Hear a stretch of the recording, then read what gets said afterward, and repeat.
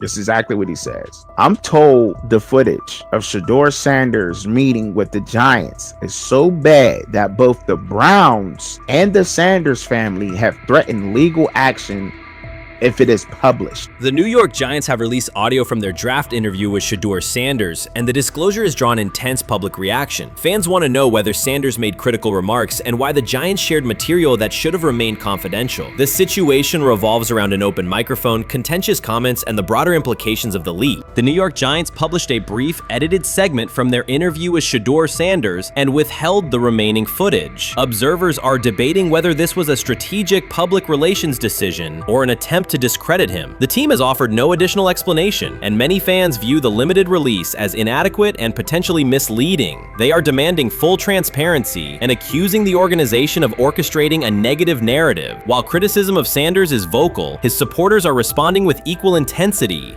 There was another team that he sat down with. What do you mean it didn't go well after that?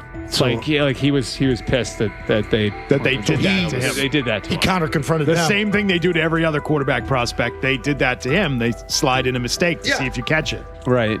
And so Because you're the quarterback. But he didn't take it as a correction. He took it as like he got it's pissed just off. yeah, and it's like so here's another one. So another one was, he throws a bad interception, and like it was a deep throw early in the game, and he comes back and they go in the meeting, they show the interception. The Giants have released only a brief excerpt of the interview and are refusing to share the rest. Their decision has drawn criticism across TikTok, X, and Facebook, where many see it as a poorly handled public relations move. Fans are calling for the full recording to be published so the situation can be judged in its entirety. The GM is on film that the son, they asked the son last draft, yo, who you think I should pick? His son like, yo, you need to get the Jaden Daniels, big.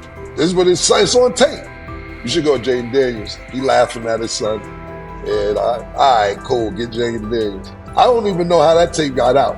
I wouldn't have let the get out. Shedeur Sanders appears unfazed by the situation. Although the Giants suggested he was more hype than substance, their handling of the interview has instead elevated his visibility. Analysts across major sports outlets are now discussing him more than before, keeping his name prominent in the news cycle. New York Giants, where these tapes at? You hear me?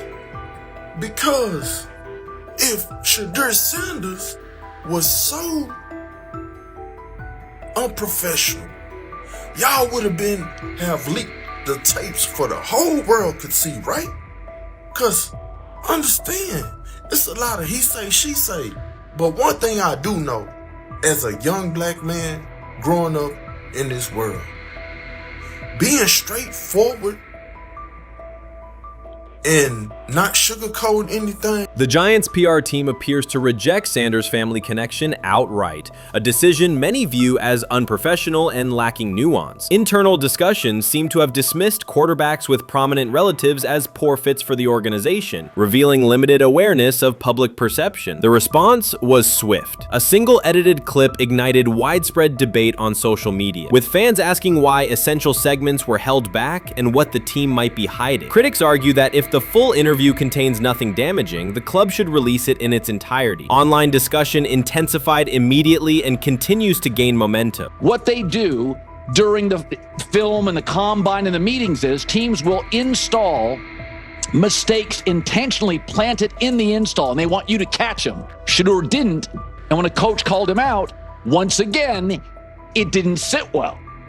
It's like, bro, there's not many teams needing quarterbacks, especially since Pittsburgh appears to have a deal with Aaron Rodgers and Tennessee's getting Kale Moore. The Giants' decision to withhold the full interview has produced an unintended result. Instead of diminishing interest in Shedeur Sanders, it has intensified it.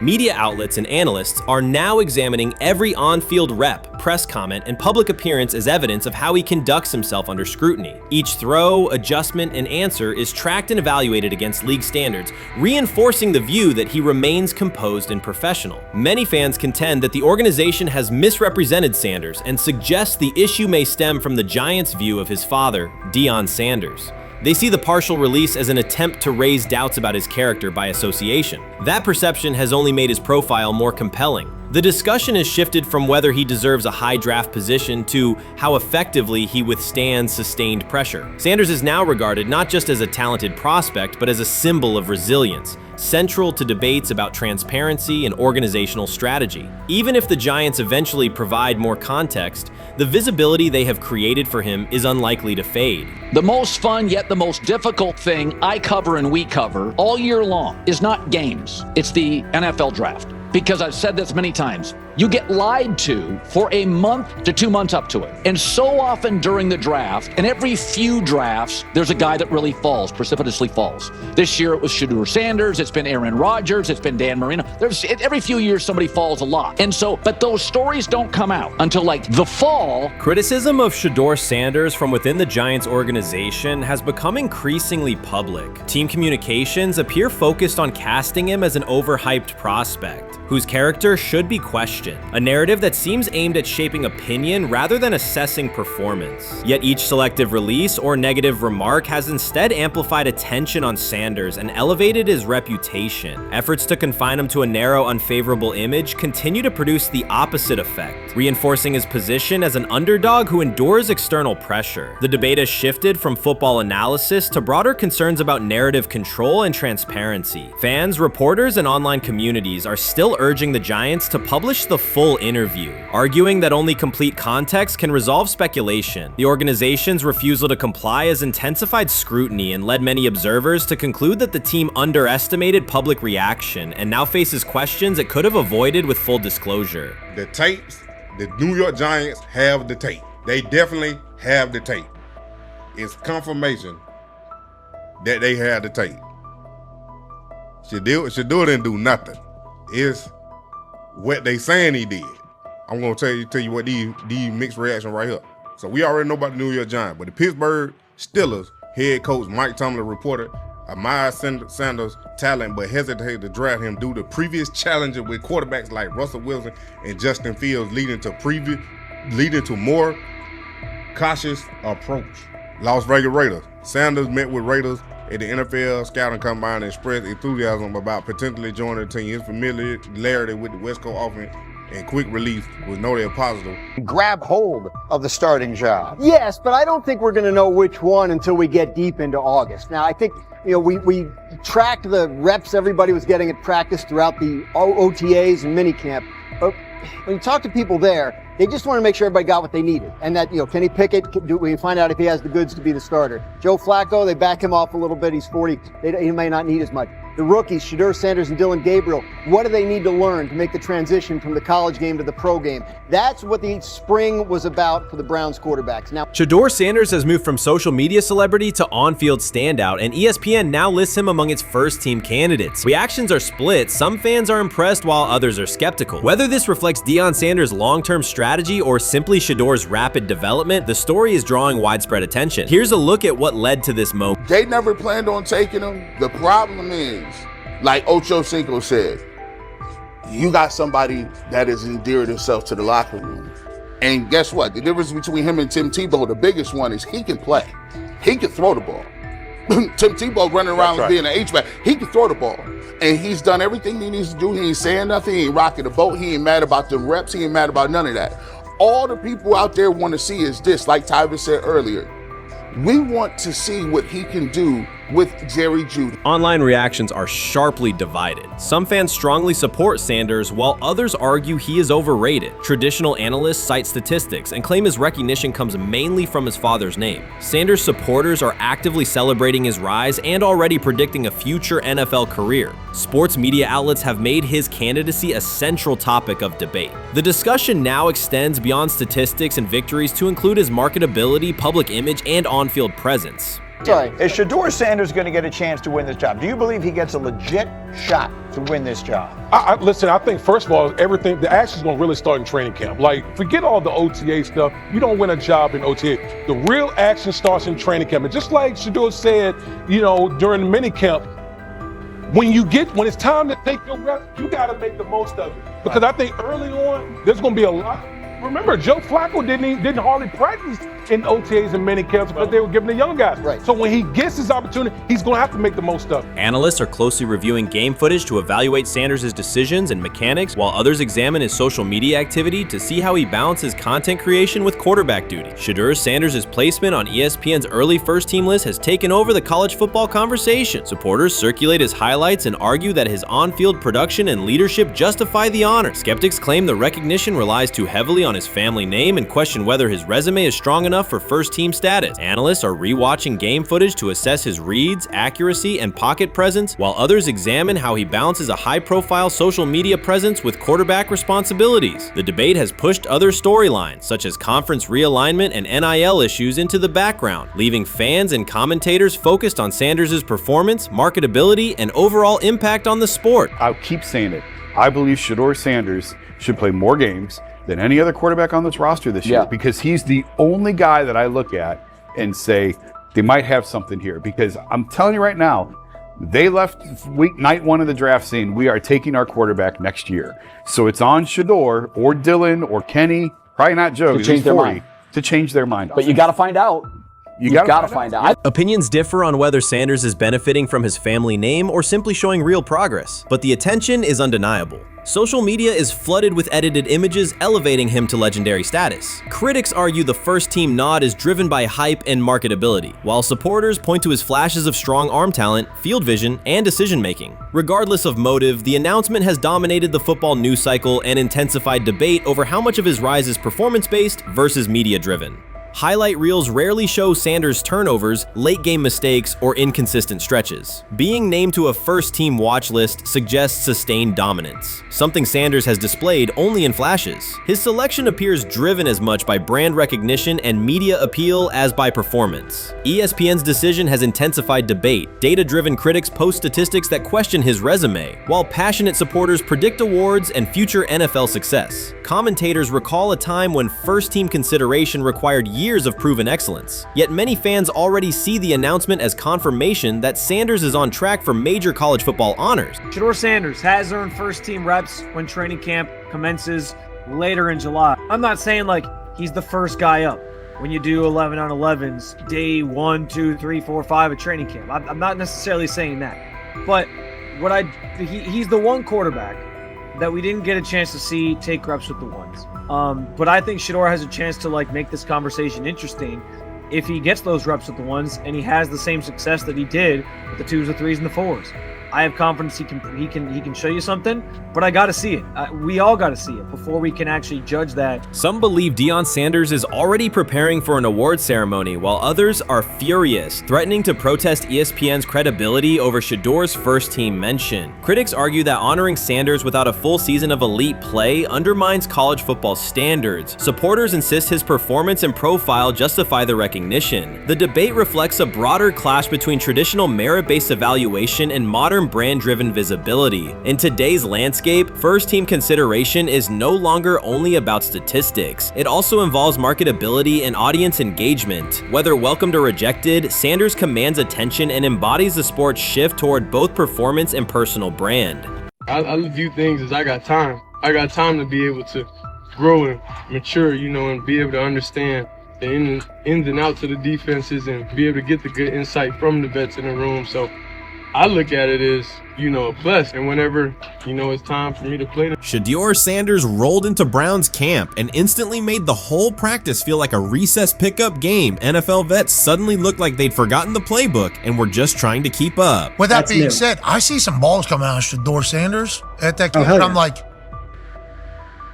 kind of looks like a guy. Yeah, I'm reading. He can sling it. Read the teeth. I see him, some of the veterans, how they talk to him, mic'd up, see what he's doing in the community. Talking about Njoku there? Njoku, Mike Nabb. Yeah, once you see, different little interactions and things like that, I know he has the talent. We'll see. It'll be a competition that usually brings the best out of guys, especially young guys. So I'm interested to see how that quarterback situation. Right after Shedeur Sanders tightened his cleats and the Browns settled in for what they figured was a routine camp day, the whole vibe tilted sideways. No blazing comet, no UFO touching down at midfield, just a swagger-charged quarterback striding in like he'd crashed the wrong league and thought, yeah, I'll stick around around and run this show. The Browns had no clue what storm was rolling in. You'd expect an NFL team to do a quick scout, maybe pull up a highlight reel or two, but nope. They greeted Shedeur with a shrug, only to watch him seize the field on snap one and run the whole operation like a seasoned pro. First and foremost, he's been the best quarterback in camp. Now look, Joe Flacco ain't had many opportunities. There was a whole day I saw he didn't throw the ball at all. Here's my theory on the situation. They already know who's starting in the number 2 is. They already know. Joe Flacco and Shedeur Sanders is already locked up. You're missing the boat, people. You're missing the boat.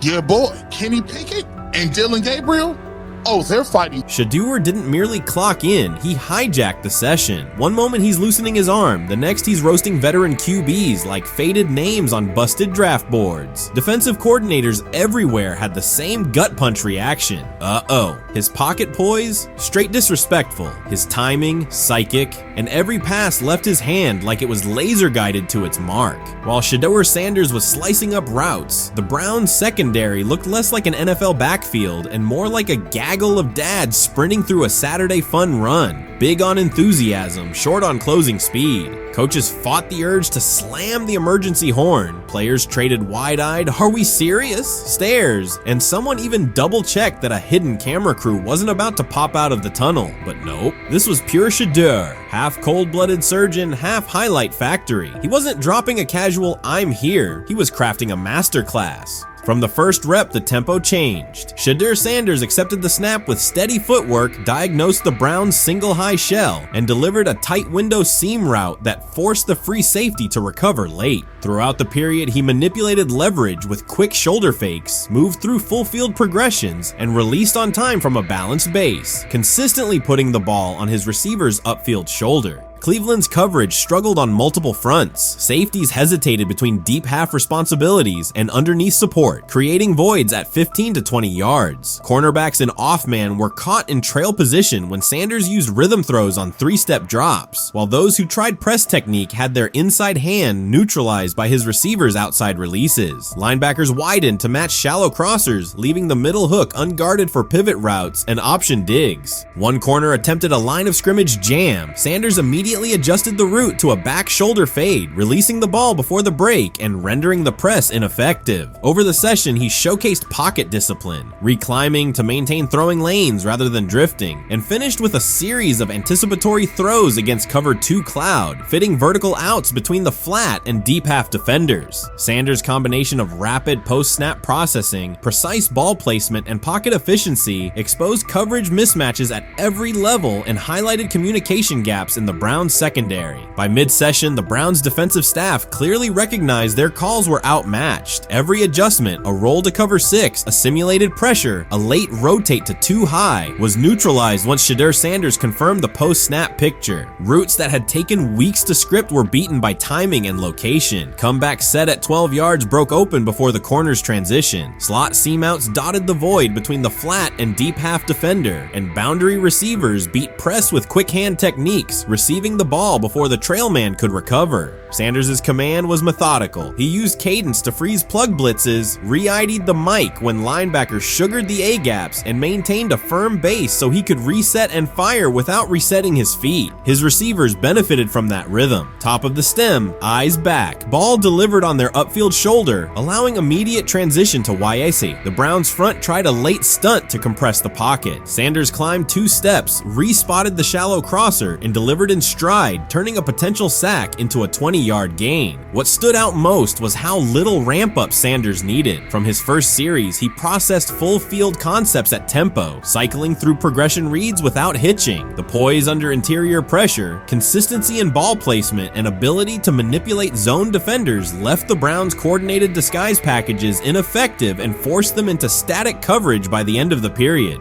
In short, Sanders' efficient mechanics, rapid processing, and anticipatory accuracy rendered Cleveland's defensive game plan ineffective at every level, from pre-snap disguise to post-snap spacing. Imagine there's many people that think Dylan Gabriel's a better quarterback than Shedeur Sanders. I don't care where they were drafted. If the Browns are the one team that thinks that, then I'm going to suspect it's not true. They don't know what listen, I've been on every quarterback evaluation for 30 years. Right. I never root against anybody. Yeah. But I'd be surprised if Dylan Gabriel's ever a legitimate starting quarterback for the Cleveland Browns. I'd be surprised. I just don't think. Well, then it is a wasted pick because you took him in the top 100.